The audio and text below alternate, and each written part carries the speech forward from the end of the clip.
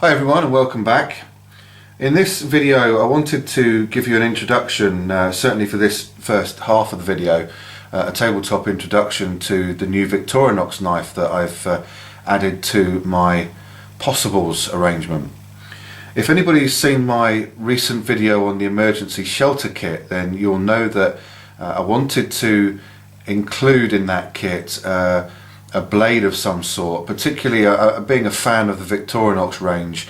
I wanted to give the capability of having a saw blade available within that shelter kit, and for a long period of time I've had the Victorinox Huntsman. Really love that knife, and I've been re-evaluating all areas of my skills and my gear as well, and trying to update and improve on everything. And one of the areas was around that little knife, which is absolutely great, but I thought I could do a little something to upgrade that. So I plumped for this Victorinox Outrider. One of the reasons was, well, in fact the main reasons are around the saw blade and the knife blade. I managed to pick this one up for just under £20 from my friends at Haney Haynes. It is a slide lock mechanism on the side there. I do own the Victorinox Alpina or Alpina, which is a single bladed knife, and I've never had any problems with it at all. Some people are a fan of these, some people aren't. I've never had a problem, so you know, it's not going to be used for any severely heavy battoning or batoning, you know, that sort of thing. It's up to some fairly light tasks, cutting tasks and sawing tasks. But I felt that just to give it that extra edge and get, you know, have a tool on me with a little extra beef to it, I'd go for this Outrider. I've been wanting this for quite a while now. Let's have a look at the knife. Firstly, it's a 111mm model. It's got 4 layers to it. The knife blade itself is in the similar shape that we're all pretty much familiar with. I've seen a few videos where people have gone for the Trekker or the Trailmaster, you know, for whatever reason. I fancied this one. Great knives on these things, really sturdy locks I've always found with Victorinox locking blades. I do have the new Soldier version as well, but it's one of those that I just can't seem to get used to, or you know, get my head round. So I don't tend to carry that one that much, but I've really enjoyed having this Outrider so far. So large blade there, and as I say, activated by the slide locking mechanism, which literally just is a pull down and enables you to close the blade like that. The other thing on there that was really important to me was obviously the saw blade. Now the Huntsman does have a good enough saw blade, it's pretty good, it does a great job, but this one has just got a slightly longer blade to it, so that extra range of motion that you get from the longer blade, I think it's just going to save you, you know, calories over a period of time. Not a massive amount for each occasion, don't get me wrong guys, I'm not going into a nano detail on, you know, how many calories that I'm using sawing through a 2-inch piece of hazel or something, but you know, it's just an upgraded version. It's not a locking blade, the saw one.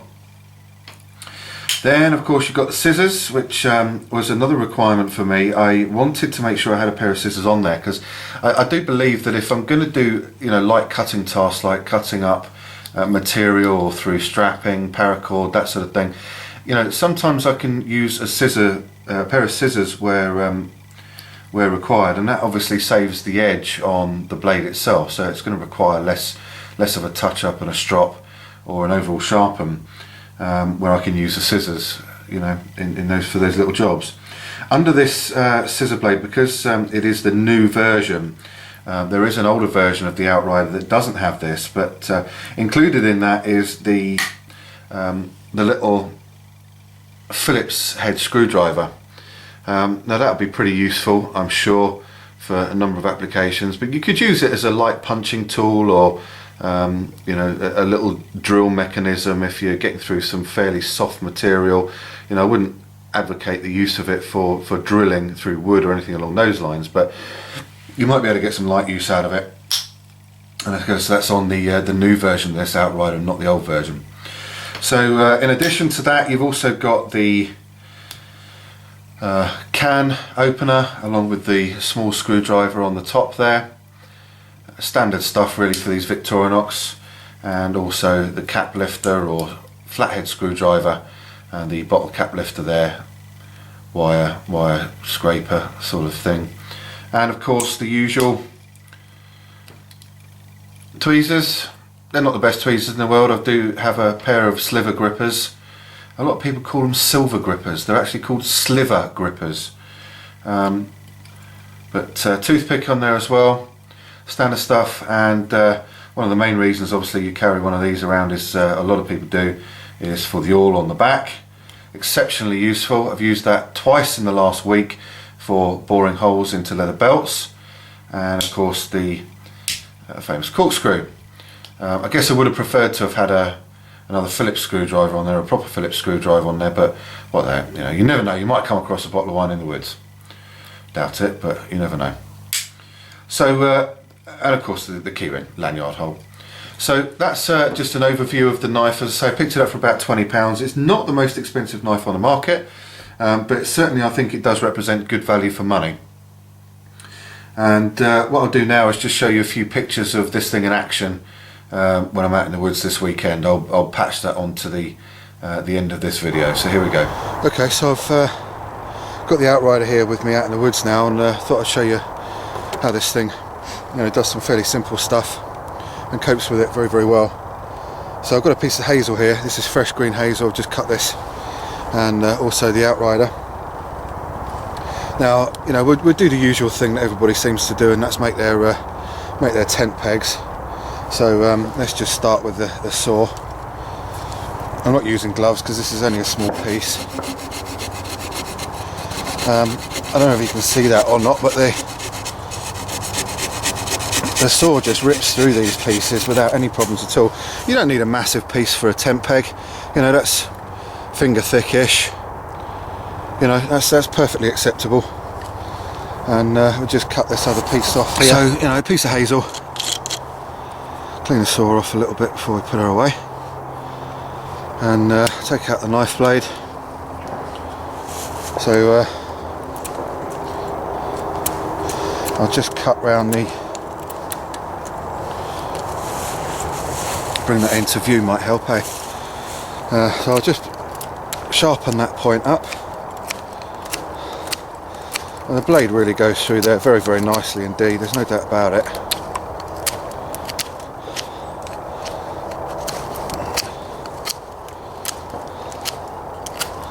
And that's a pretty good point on there. That'll do nicely. And then all I do, just with a little push cut around the edge to chamfer it, so that when you knock it into the ground you don't end up splitting the peg. Tidy out that bit. So just using a little push cut with my thumb.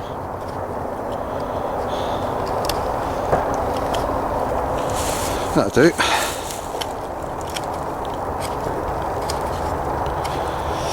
And I want to point something out here as well. I've seen a couple of videos lately where people are banging their tent pegs into the ground, and one person, without naming names, has said that he'd hit his hand a couple of times and was getting a bit fed up with it because it was hurting, and that's how they were banging the tent peg in. So it's not surprising really that it hurts.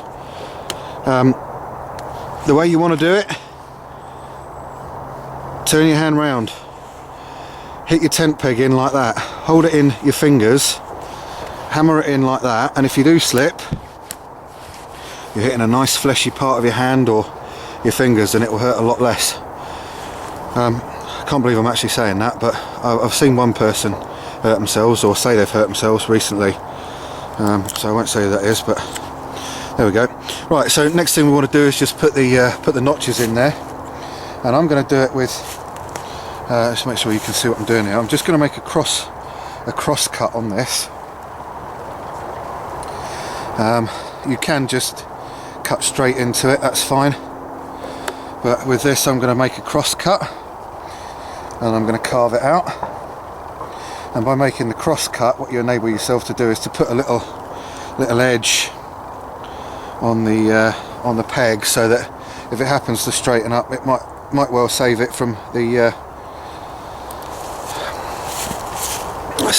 from the string from coming off. So all I'm going to do now is just carve gently into those stop cuts.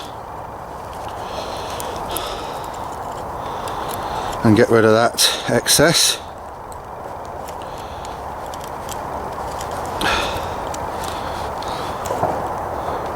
I'm not pushing this towards my fingers in any way, shape or form. There's a better zoom out of this a little bit. Don't know if that's any better, but I'm just stop cutting that into the wood and taking it out, and I'll do the same on this side. I could make those cross pieces a little bit more acute, but what the heck, it would work without any problems.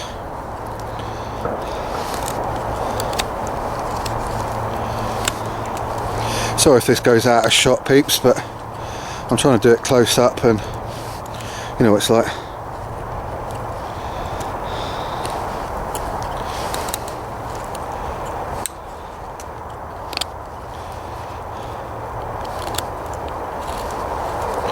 And you can go a little bit underneath, start pushing under a bit on these as well.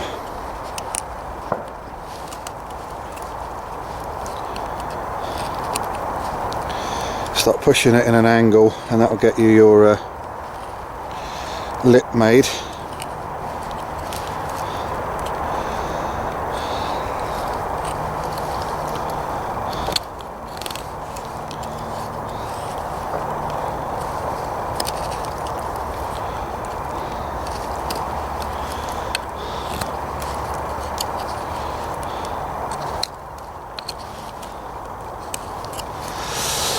So there you go, nice easy tent peg done, chamfered top. I mean, that would hold any guy line without any problems at all, and a nice sharp point on it. So it might not look the prettiest in the world, but you know, it's worked absolutely fine. So there you go, that's all I'm going to show you on the Victorinox Outrider. Yeah, that's all you need to see really. Saw on it, cuts nicely, and the blade for processing the wood into a tent peg. There you go, thanks very much, see you in the next video.